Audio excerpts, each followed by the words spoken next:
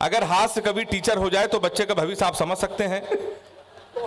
हमने अपने स्कूल के एक बच्चे से पूछा, हमने कहा बेटा ये बताओ 1 किलो रुई और 1 किलो लोहा दोनों में भारी क्या होगा? उसने कहा मास्टर साहब लोहा भारी होगा। मैंने कहा बेवकूफ, मैं जो तुमसे कह रहा हूं कि 1 किलो रुई 1 किलो लोहा, जब दोनों 1 किलो है तो लोहा कैसे भारी होगा? उसका जवाब सुनिएगा। उसने कहा मास्टर साहब आप हमको 1 किलो रुई फेंक के मारिए, हम आपको 1 किलो लोहा फेंक के मारते हैं। तालियां कमजोर है आपकी। हाँ, थोड़ी देर ऐसे सुन लीजिएगा, बहुत अच्छा लगेगा। आदरणीय विधायक जी बैठे हुए हैं। मैंने सर दूसरा क्वेश्चन पूछा, हमने कहा हिंदुस्तान में सबसे तेज उड़ने वाले पंछी का क्या नाम है? उसने जवाब दिया हाथी। हमने खड़े हो जाओ तुम्हारे बाप क्या करते हैं? उसने कहा योगी जी की बुलडोजर चलाते हैं। हमने कहा बैठ जाओ, हाथी सही जवाब। बहुत अच्छे। हाँ, इसी तरह सुन लीजिएगा। मुझे बहुत अच्छा आप सुन रहे हैं, मुझे बहुत अच्छा लग रहा है। और सर के साथ कविता पढ़ना अपने आप में एक सौभाग्य है, ये हमारे लिए चमत्कार है। अक्सर सर के साथ रहते हैं लेकिन हर बार एक नई फीलिंग होती है कि सर के साथ बैठने का अवसर मिला। हम लोग वो कवि हैं जब अपने शहर में कविता के लिए जब शुरू हुए थे तो शहर में अवसर नहीं मिलता था, पर सर ने उंगली पकड़कर पूरे हिंदुस्तान की यात्रा कराई। 4 पंक्तियां मुझे याद आती हैं, शैलेश भैया भी बैठे हुए हैं। धन संपदा वैभव अकूत भेज देता है। और चौथी पंक्ति में सारे लोग हाथ उठा के ताली बजाना अगर मेरी बात सही हो। धन संपदा वैभव अकूत भेज देता है, माँ बाप यदि अंधे हो तो श्रवण ऐसा पूत भेज देता है। किसी को पनपने से अगर रोकता है कोई तो उसे बढ़ाने के लिए भगवान अपना दूध भेज देता है। तो सर हमारे लिए वो हैं। बहुत अच्छा आप सुन रहे हैं। तो सर ने बताया मैं कानपुर का रहने वाला हूं। हमारा कानपुर और इलाहाबाद अलग अलग क्षेत्र है लेकिन हरकतों में हम दोनों लोग एक समान हैं, बिल्कुल एक तरीके की हैं। और कानपुर तो हमारा सबसे अद्भुत है, सही बता रहा हूं मैं आपको, इतना अद्भुत है कि मैं आपको बता भी नहीं सकता। आप कभी बनारस जाइए, आप तो बनारस बगल में है, रेलवे स्टेशन पर उतरिए तो वहां लिखा रहता है बनारस का पान आपका स्वागत करता है। आप कभी आगरा जाइए, वहां उतरिए, लिखा रहता है आगरा का पेठा आपका स्वागत करता है। हमारे कानपुर आइए, रेलवे स्टेशन पर उतरिए, वहां लिखा रहता है रूपानी चप्पल आपका स्वागत करता है। विधायक जी सबसे ज्यादा ताली बजा रहे हैं। सर आप बहुत अच्छे विधायक हैं, सर ने आपकी इतनी तारीफ की, तो ऐसा नहीं है कि हमारे कानपुर के विधायक अच्छे नहीं है, वो भी बहुत अच्छे हैं। मोदी जी ने सफाई अभियान पूरे देश में कर रखा है, हमारे कानपुर में भी सफाई अभियान चल रहा है। अभी 1 महीने पहले हमारे कानपुर के एक विधायक जी ने एक वृक्ष लगाया, पौधा, उसको आधे घंटे बाद बकरे ने खा लिया। शाम को विधायक जी ने उस बकरे को खा लिया। तो मैं सर उसी कानपुर से आया हूं। मैं तो अभी लाफ्टर शो में शूटिंग कर रहा था, जब मैं वहां से लौट कर आया तो मेरी घड़ी खराब। मैंने सर जीवन का सबसे बड़ा पाप यह किया कि कानपुर वाले से टाइम पूछ लिया। हमने कहा भाई साहब टाइम क्या हो रहा है? तो हमसे कहने लगा ऐसा गुरु तुरंत यहां से निकल लो, टाइम बहुत खराब है। हमारे मुंह बिल्कुल मत लगना, नहीं तो तुम्हारा टाइम भी खराब हो जाएगा। तो हमने कहा भाई टाइम ना बता दे, ये बता दे तेरा मूड क्यों खराब है, उसका जवाब सुनना और ताली बजाना। हमने कहा तुम्हारा मूड क्यों खराब है? उसने कहा भाई साहब एक लड़की से कल हमने इतना कहा कि बड़ी कमजोर है, कुछ खाया कर, वो हमारा 50,000 रुपए खा गई। तुम साले हमारे मुंह लगे हुए हो, हमारे मुंह बिल्कुल में लगना बहुत भरे बैठे हैं। तो हमने कहा ऐसा क्या हुआ? कहने वैसा ऐसा हुआ कुछ नहीं, एक लड़की के चक्कर में हम 5 साल से लगे थे, हम समझते थे हमसे प्यार करते, मुझसे प्यार करते हैं। तो इसमें हुआ क्या? कहने हुआ कुछ नहीं, हमारे नगर निगम का चुनाव चल रहा है, उसको मिल गई है पार्षद की टिकट। पूरे शहर में होल्डिंग लगी है, युवा दिलों की धड़कन पुष्पा पाल। तुम साले हमसे टाइम पूछ रहे हो? लोग तो नारा लगा रहे हैं मोहर मारो तान के पुष्पा को पहचान के। कल एक लड़का कान में नारा लगा रहा था, इस बार हाथ उठा के ताली बजाना, लैया बड़ी करारी है, पुष्पा पाल हमारी है। बस ऐसे ही सुन लीजिए, हमारा साथ बिल्कुल अद्भुत है कानपुर, आपको सही बता रहा हूं। हम लोग तो उत्तर प्रदेश के लोग हैं, उत्तर प्रदेश के लोग जब तुलना करते हैं तो बड़ा खराब लगता है। मुंबई के लोगों के पास अगर अचानक पैसा आ जाए तो अपने बच्चे को कैरियर बनाने के लिए करोड़ों खर्चा करते हैं। दिल्ली वाले अपने बच्चों के कैरियर के लिए करोड़ों खर्चा। केवल उत्तर प्रदेश ही एक ऐसा प्रदेश है कैरियर बनाने के लिए कोई खर्चा नहीं। आप 250 का कुर्ता लीजिए, 350 का सफेद पैजामा, 300 रुपए के सफेद जूते, 50 रुपए का काला चश्मा, 40 रुपए के गले में डालने वाला अंगोछा, हमारे यहां तैयार हो जाता है युवा हृदय सम्राट। विधायक जी देख रहे हैं, हम क्या यही पहन के आए हैं? तो सर हमारा उत्तर प्रदेश बड़ा अद्भुत है, आपको मैं सही बता रहा हूं। अभी नीरज चोपड़ा ने जब भाला फेंका, स्वर्ण पदक जीता, तो एक वीर रस के कबीर हमसे कहा भैया यही भाला अगर हम पाकिस्तान में फेंक दें, पाकिस्तान तो निपट जाएगा। हमने कहा इसमें हिंदुस्तान की बेइज्जती है, भाला इतना बड़ा, पाकिस्तान इतना बड़ा, 4 लाइन में मैंने उसको निपटा दिया। अगर वो निपट गया हो तो इसी तरह हंगामे के साथ मुझे सुनना। मैंने लिखा कपड़े जिस पे टंगते हैं वो कीली फेंक के मारेंगे, कसी हुई ना मिल पाई तो ढीली फेंक के मारेंगे, जो भाला फेंका नीरज ने वो चीन की खातिर रखा है, पाकिस्तान तुमको तो हम तीली फेंक के मारेंगे। क्या सुन रहे हैं आप, अद्भुत कर दिया है। सैल्यूट करता हूं आपको, मुझे तो बड़ा डर लग रहा था। तो आप समझ गए होंगे सर हमारा कानपुर कितना अद्भुत है। हम लोगों की हिंदी भी बहुत अच्छी होती है। जब अभी मैं कानपुर 1 महीने पहले जब गया तो एक लड़का हमको कई दिन से दिखा नहीं, फिर हमको दिखा। हमने कहा गुरु कहाँ थे? हमारा हिंदी पखवाड़ा चल रहा था, उसके ऊपर हिंदी सवार। हमने कहा गुरु कहाँ थे? तो हमसे कहने लगा पवित्र श्रावण मास में शकुनी व्रत दिवस, कौरव पांडव धर्म कर्म अनुसरण में व्यस्त था। कुछ दिनों के लिए श्री कृष्ण जन्मभूमि में जाने का अवसर प्राप्त हुआ। 15 दिनों के लिए श्री कृष्ण जन्म स्थान में प्रवास करने का अवसर प्राप्त हुआ। बगल में उनकी वाइफ खड़ी थी, भैया ये जुआ खेल रहे थे, जेल में बंद थे। तो हमारा उत्तर प्रदेश आप समझ सकते हैं। बहुत अच्छे लोग बड़ी तुलना करते हैं सर, कह रहे हैं ये स्वर्ण पदक पंजाब के लोग जीतेंगे, हरियाणा के लोग जीतेंगे, तुम्हारे उत्तर प्रदेश के लोग प्रयागराज, इलाहाबाद, कानपुर कितने नकारा हैं। तो सर हमें बहुत खराब लगा। हमने कहा ऐसा नहीं है, हरियाणा के बच्चों में हमारे उत्तर प्रदेश के बच्चों में बहुत अंतर है।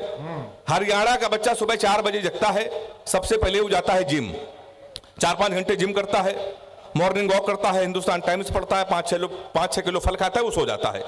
शाम को 5 बजे फिर वो सो के उठता है, फिर वो जिम जाता है, फिर 2-4 किलो फल खाता है, वो सो जाता है। हमारे उत्तर प्रदेश के लड़के इलाहाबाद और कानपुर के 9:30 बजे सुबह सो के उठते हैं, वो भी तब जब उनका बाप उनको लतियाता है। सबसे पहले वो जाता है घर के नजदीक पुलिस चौकी, दरोगा जी के साथ एक सेल्फी लेता है, फेसबुक में पोस्ट करता है, नए चौकी इंचार्ज राम किशोर कनौजिया भाई साहब का सानिध्य प्राप्त हुआ। ताली हाथ उठा के बजाइए जोरदार अगर ऐसा होता है। यही होता है साहब। फिर वो सो जाता है। शाम को जब वो 7 बजे सो के उठता है, उसी दरोगा को प्रेशर में लेने के लिए स्पीकर खोल के फोन करता है, दरोगा जी नमस्कार, पहचाना? अब दरोगा समझता गुरु उस समय तो इसके मुंह ना लगो, उस समय तो उसके लगी हुई है। वो दरोगा उसका फोन काट देता है। फिर वही दरोगा 12 बजे मारते मारते उसको थाने लेके आता है। आपकी सेल्फी डालता है वो दरोगा, गुड्डू भैया 100 ग्राम चरस के साथ धरे गए। फिर गुड्डू भैया की होती रात भर कुटाई। 3 दिन बाद विधायक जी उसकी पैरवी करता है, फिर वो छूट के आता है, सेकेंड हैंड स्कॉर्पियो लेता है, शहर का सबसे बड़ा भंडारा करवाता है, फिर वो विधायक बन जाता है, कवियों के नीचे बैठ के सुनता है। ताली जोरदार बजाइए एक बार। बहुत अच्छा सर, प्रणाम करते हैं, बहुत अच्छा आप सुन रहे हैं। तो हमारा उत्तर प्रदेश सारा ऐसा है, हम लोग उत्तर प्रदेश के लोग हैं। और बहुत अच्छा हुआ आपने किसी प्यार की कवित्री को नहीं बुलाया, नहीं वो आती हमारे इलाहाबाद वालों को, वो उल्टा सीधा प्यार मोहब्बत भी सिखाती। मैंने प्यार मोहब्बत के विषय में सर कोई कविता नहीं लिखी है। मैं प्यार मोहब्बत से बहुत दूर रहता हूं, पर इसका मतलब ये नहीं कि कोई प्रेमिका नहीं है। विधायक जी 15 प्रेमिकाएं थीं जब योगी जी की सरकार नहीं थी। तब योगी जी मुख्यमंत्री बन गए, हमने सबसे राखी बंधवा लिया, क्योंकि उत्तर प्रदेश में सबसे ज्यादा कुटाई अगर किसी की हुई तो केवल प्यार करने वालों की हुई। तो मैं प्यार मोहब्बत से बहुत दूर रहता हूँ। लड़कियों की एक बीमारी होती है, किसी लड़की से कोई क्वेश्चन पूछ लो तो इतना उठपटांग जवाब देती हैं। हमने एक लड़की से पूछा, हमने कहा तुम्हारा फेवरेट कलर क्या है? कहने लगी स्टूपिड कहीं के, कोई मैच्योर क्वेश्चन नहीं पूछ सकते। तो हमने पूछा, हमने कहा 0.8 मिलीलीटर सल्फ्यूरिक एसिड को न्यूट्राइज करने के लिए कितने मोल बाइकार्बोनेट की जरूरत पड़ेगी? तब उसने बता रहा हमारा फेवरेट कलर पिंक है। तो मैं बहुत दूर रहता हूं साहब, सही बता रहा हूं मैं आपको। लड़कियों की एक बीमारी और है, शैलेश भैया को मालूम है, किसी लड़की को गौर से देख लो तो कहेंगी देखो कैसे कुत्ते की तरह देख रहा है, ना देखो तो कहेंगे कुत्ता देख भी नहीं रहा है। मैं इसीलिए साहब दौड़ता हूं। मैं तो अभी बड़े भाई रमेश भैया के बगल में बैठा था, हमसे कह रहे यार हेमंत नाम में कुछ नहीं रखा, नाम में कुछ नहीं रखा। मुस्कान भैया सही कह रहे थे सर, नाम में कुछ नहीं रखा है। मुस्कान नाम था उसका, वो हमारा नुकसान करके चली गई। फिर हम रोशनी नाम की लड़की में शिफ्ट हुए, 2.5 साल उसने भी हमको अंधेरे में रखा। लोग सही कहते नाम में कुछ नहीं देखा। लड़कियों को देखिए, ये बॉयफ्रेंड का नाम मोबाइल में सेव करती है, my honey baby, my sweetheart, my जानू, माई डार्लिंग। इन बेचारे लड़कों को देखिए, लड़कियों का नाम मोबाइल में सेव करते हैं पप्पू हलवाई, राशिद प्लम्बर, मुन्ना हवलदार। ताली बजाइए जोरदार। हमारे साथ अक्सर होता है। अभी मैं दादा के आशीर्वाद से 1 साल पहले दुबई गया था। दुबई के सबसे बड़े मुशायरे में अंदाजे बयां, तो हमारी वाली को फोन आया। अच्छा, हमारी वाली इसलिए कह रहा हूं, आपको भ्रम रहे कोई है। उसने हमको फोन किया, कहने लगी हमने सुना है तुम दुबई में हो। तो हमने कहा सही सुना है। कहने लगी हमारे लिए एक काम करना है, एक सोने की चैन ले आना। हमने कहा क्यों? कहने लगी एक तो दुबई में सोना सस्ता है और जीवन भर तुमको मैं याद करती रहूंगी। तो हमने कहा पगली, हम चैन नहीं लाएंगे फिर भी याद करती रहोगी। उसने पूछा कैसे? हमने कहा जीवन भर सोचोगी, हरामखोर से पहली बार कुछ लाने को कहा था, ये वहां से भी खाली आ चला आया है। तो साहब मैं बहुत दूर रहता हूं, और विधायक जी मैंने तो सबक ले लिया है, आप भी ले लीजिए। अपनी प्रेमिका को कभी भी रुलाना नहीं चाहिए, क्योंकि 7-8 हरामखोर उसका आंसू पोंछने के लिए हमेशा तैयार रहते हैं। मैं बहुत दूर रहता हूं साहब, सही बता रहा हूं आपको। एक एक प्रेमिका को बांट कर ले गए, जो नहीं माना उसे डांट कर ले गए। जिस पेड़ पे बांधा था मोहब्बत का धागा, नगर निगम वाले उसे भी काट कर ले गए। तो हमारे साथ ये अक्सर ये होता रहता है, सही बता रहा हूं आपको। ये लड़कियां बड़ी इमोशनल होती हैं सर, कभी कभी बड़ी लाड़ में आ जाती हैं। एक बार हमारी वाली लाड़ में आ गई, उसने हमको 2:30 बजे फोन किया, कहने लगी सो रहे हो तो सपने भेजो, जाग रहे हो तो यादें भेजो, मुस्कुरा रहे हो तो हंसी भेजो। हमने कम लोटा लेके खेत में बैठे हैं, क्या भेज दें हम? तो हमारे साथ अक्सर ये होता है। एक दिन फिर हमारी वाली ने हमको फोन किया, कहने लगी हम तुम्हें कमरे में बंद हो और चाबी खो जाए। हमने क्या दिमाग से हिल गई? अगर धोखे से चाबी कहीं तेरे बाप को मिल गई तो प्यार क्या होता है बताएंगे, रात भर तमंचे पे डिस्को कराएंगे। तो हमारे साथ साथ अक्सर ये होता रहता है। हम लोग हास्य कवि हैं, हमको मालूम है कि आप लोग किसको सुनने आए और हम कभी भी सर को सुनने आए हैं।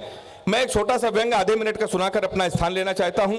वो व्यंग मैंने इलाहाबाद से ही लिया है। आज के 10-12 साल पहले मैं देख रहा था टीवी में, एक न्यूज देख रहा था आज तक, तो उसमें एक न्यूज आ रही थी कि प्रयागराज के मंदिर में हनुमान जी रो रहे हैं, उनकी आंखों से आंसू निकलने लगे, आपको याद होगा।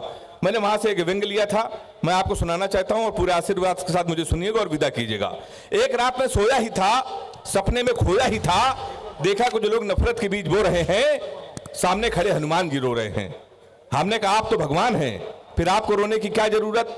और वैसे भी सीता हरण पे आपा खोए नहीं थे, लक्ष्मण मूर्छित पे भी आप रोए नहीं थे। आपने सूरज को निगला, आप मुस्कुराते रहे थे, आपकी पूंछ तक जली, आप खिलखिलाते रहे थे, फिर प्रभु आप क्यों रोए? कलियों के दर्द में उबे तो नहीं है, किसी कष्ट में आप उबे तो नहीं है, प्रभु राम की याद में आप खोए हैं शायद, दिल्ली की घटना से आप रोए हैं शायद। कहीं ऐसा तो नहीं कि आपके मन में निठारी की कथा हो या जलती ट्रेनों की व्यथा हो? प्रभु बोले तेरी बात सही है, मेरे रोने का कारण यही है, आज हर इंसान हिंसा के दौर में पल रहा है, मेरी तो केवल पूंछ जली थी, आज हिंदुस्तान जल रहा है। और वैसे भी चुनाव का मौसम आ गया है, कुछ नेता हमारे मंदिरों में आएंगे, हमारी झूठी कस्में खाएंगे। डरता हूं देश आतंकवाद महंगाई लाचारी में न खो जाए, मंदिर मस्जिद के नाम पे कहीं दंगा न हो जाए, क्योंकि जो प्यार को सींचते थे कसाई हो गए, कल तक भाई भाई थे दंगाई हो गए।